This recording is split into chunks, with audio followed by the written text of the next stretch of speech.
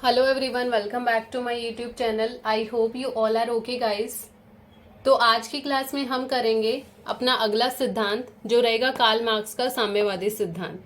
Karl Marx के साम्यवादी सिद्धांत को शुरू करने से पहले थोड़ा सा रिकॉल कर लेते हैं कि हमने स्टार्टिंग कहाँ से करी थी और क्या क्या हम पढ़ चुके हैं। तो हमने शुरू किया था पॉपुलेशन ज्योग्राफी को। पॉपुलेशन ज्योग्राफी का जितना भी इंट्रोडक्शन था हम कंप्लीट कर चुके हैं। उसके बाद हमने नेक्स्ट टॉपिक शुरू किया था जो पॉपुलेशन की ग्रोथ से रिलेटेड थ्योरीज थी उनको। उन थ्योरीज के अंदर हमने एक थ्योरी को कंप्लीट किया था जो थी रॉबर्ट माल्थस की थ्योरी। रॉबर्ट माल्थस किसी भी पर्टिकुलर एरिया के अंदर पॉपुलेशन की ग्रोथ होती है उसको कैसे डिफाइन करते हैं, वो क्या सोचते हैं, क्या क्या कंडीशंस होती हैं, वो सारी की सारी हम इससे प्रीवियस वीडियो में कवर अप कर चुके हैं। तो अगर आपको रॉबर्ट माल्थस की थ्योरी पढ़नी है तो आप इससे पहले वाली वीडियो को जाकर देखें और उसके बाद यहाँ से आप शुरू करिए। तो आइए आगे शुरू करते हैं कार्ल मार्क्स का साम्यवादी सिद्धांत। कार्ल मार्क्स एक जर्मन अर्थशास्त्री थे।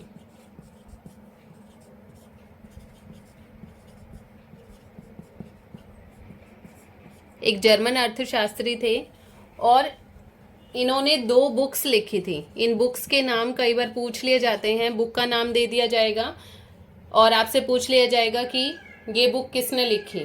ठीक है, तो इन्होंने 2 बुक लिखी थी। फर्स्ट का नाम था दास कैपिटल और जो सेकंड थी वो थी कम्युनिस्ट मैनिफेस्टो। ठीक है, तो इन्होंने ये 2 बुक्स लिखी थी। क्वेश्चन आपसे कैसे पूछा जा सकता है, कार्ल मार्क्स ने कौन सा सिद्धांत दिया था, कार्ल मार्क्स कहाँ के रहने वाले थे, वो क्या थे, एक ज्योग्राफर थे, एक इकोनॉमिस्ट थे या कुछ भी ऑप्शन में देके पूछ लिया जाएगा तो आपको पता होना चाहिए वो एक अर्थशास्त्री या इकोनॉमिस्ट थे।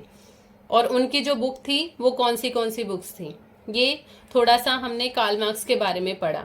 अब आगे पढ़ते हैं हम कार्ल मार्क्स के साम्यवादी सिद्धांत के बारे में कि उन्होंने कैसे पॉपुलेशन की सिचुएशन इस सिद्धांत के अंदर शो कराई है। अपने साम्यवादी सिद्धांत में कार्ल मार्क्स ने 2 एग्जाम्पल्स की हेल्प ली। जो फर्स्ट इन्होंने लिया वो पूंजीपति वर्ग का एग्जाम्पल लिया, यानी कि कैपिटलिस्ट,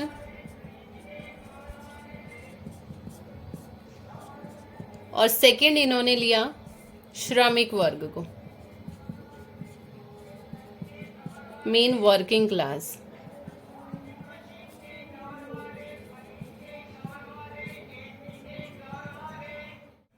पूंजीपति वर्ग या कैपिटलिस्ट या एक सिंपल लैंग्वेज में आप ये कह सकते हो कि जो रिच पीपल्स होते हैं उनके बारे में कार्ल मार्क्स कहते हैं कि ये लोग निरंतर पूंजी का संचय करते रहते हैं।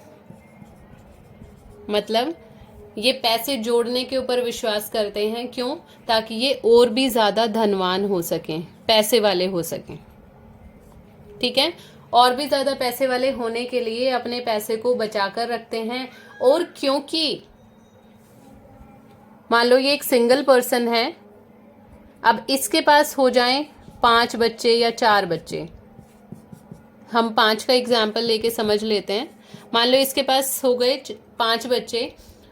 अब इसको पता है मेरे पास जो मेरी प्रॉपर्टी है वो फर्दर डिस्ट्रीब्यूट करनी पड़ेगी इन 5 के 5 बच्चों के साथ।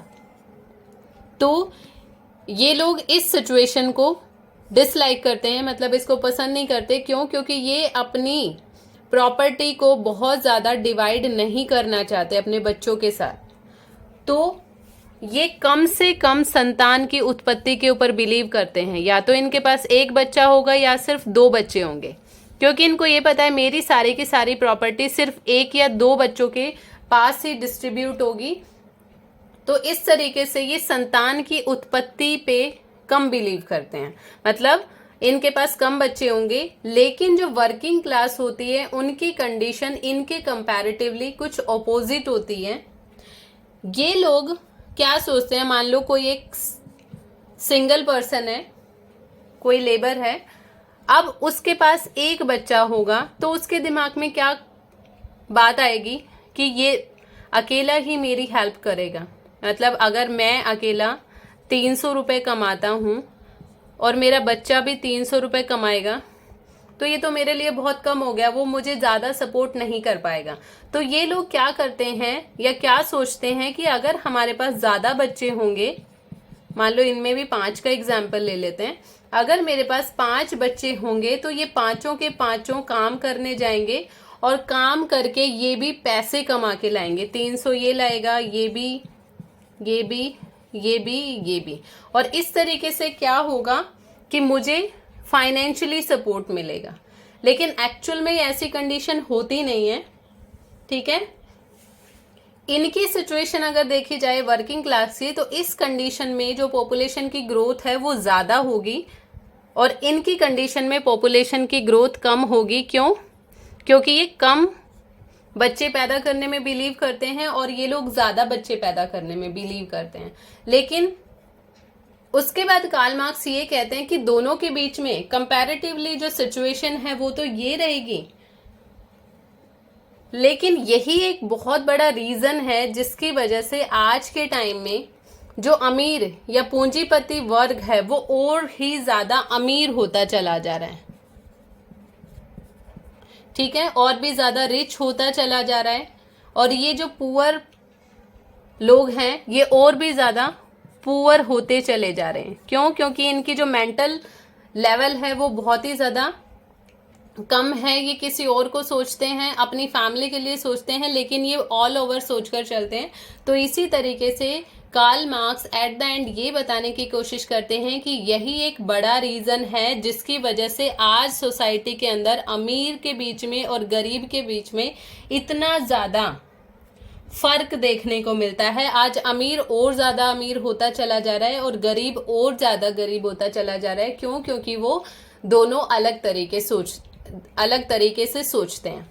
अब इसी के बाद ही आप खुद ही सिचुएशन देख लीजिए कि क्या होगी इस कंडीशन में। क्या पॉपुलेशन की ग्रोथ बहुत ज्यादा होगी? नहीं। क्यों नहीं होगी? क्योंकि ये लोग कम बच्चे पैदा करने में बिलीव करते हैं। लेकिन ये जो कंडीशन है वर्किंग क्लास की, इस कंडीशन में हमारे पास पॉपुलेशन ग्रोथ ज्यादा होगी क्योंकि ये लोग ज्यादा बच्चे पैदा करने में बिलीव करते हैं। तो दोनों के बीच में यही डिफरेंस है और इसी को बोला जाता है कार्ल मार्क्स का साम्यवादी सिद्धांत। अगला सिद्धांत है हमारा जनसंख्या घनत्व का सिद्धांत, जो दिया था सैडलर ने। डायरेक्ट क्वेश्चन आता है, सैडलर ने कौन सा सिद्धांत दिया था या जनसंख्या घनत्व का सिद्धांत किसने दिया था? क्वेश्चन कैसे भी आपसे पूछ लिया जाएगा। ठीक है, अब जनसंख्या घनत्व के सिद्धांत में सैडलर क्या बताते हैं कि जैसे जैसे किसी पर्टिकुलर एरिया में जनसंख्या का घनत्व बढ़ता चला जाता है वैसे वैसे वहां पे संसाधन उपलब्धता में कमी आती चली जाती है। कैसे? समझा देती हूँ। मान लो ये कोई पर्टिकुलर रीजन है, पहले यहाँ पे रह रहे थे 10 लोग। ये 10 इन संसाधनों को या इन रिसोर्सेज को हम एक मान लेते हैं कि हमारे पास एक रिसोर्स था और इस एक रिसोर्स को ये 10 लोग यूज कर रहे थे। ठीक है, अब धीरे धीरे जनसंख्या का घनत्व बढ़ा, मतलब ये 10 से 20, 20 से 30, 30 से 40, 40 से 50 और आगे बढ़ते चले गए। अब रिसोर्स की जो क्वांटिटी है हमारे पास वो तो एक ही है। पहले इसको ये 10 लोग यूज कर रहे थे, इसी एक रिसोर्स को। फिर अब इस एक रिसोर्स को ये 20 यूज करने लगे, फिर 30। मतलब जैसे जैसे पॉपुलेशन इंक्रीज हुई वैसे वैसे इन संसाधनों का यूज होने लगा। और संसाधन क्योंकि हमारे पास एक ही था तो क्या होगा, 10 के लिए तो इनफ था, चलो 20 के लिए भी हमने मैनेज कर लिया, लेकिन 30, 40, 50 और भी हो जाएंगे। तो क्या ये एक रिसोर्स इन सभी की नीड को पूरा कर पाएगा? नहीं कर पाएगा।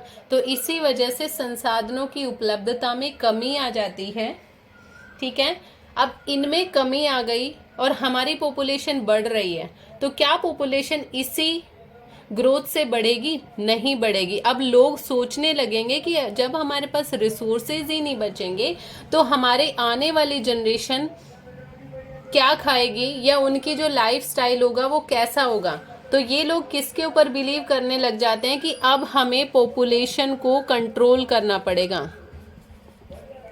और उसके बाद ये जो फर्टिलिटी है, या एक सिंपल लैंग्वेज में जो बच्चे हैं, पहले जो 5-7 होते थे, अब ये उनको कम करके 2-3, 1-2 पे आ जाते हैं, जिससे क्या होगा, जो रिसोर्सेज की कमी इनके पास आई है वो कमी भी नहीं रहेगी और पॉपुलेशन भी कंट्रोल में आ जाएगी। तो ये था सैडलर का जनसंख्या घनत्व का सिद्धांत। होप सो कि आपको समझ में आ गया होगा। मिलते हैं नेक्स्ट वीडियो के साथ। Thank you so much. Have a nice day.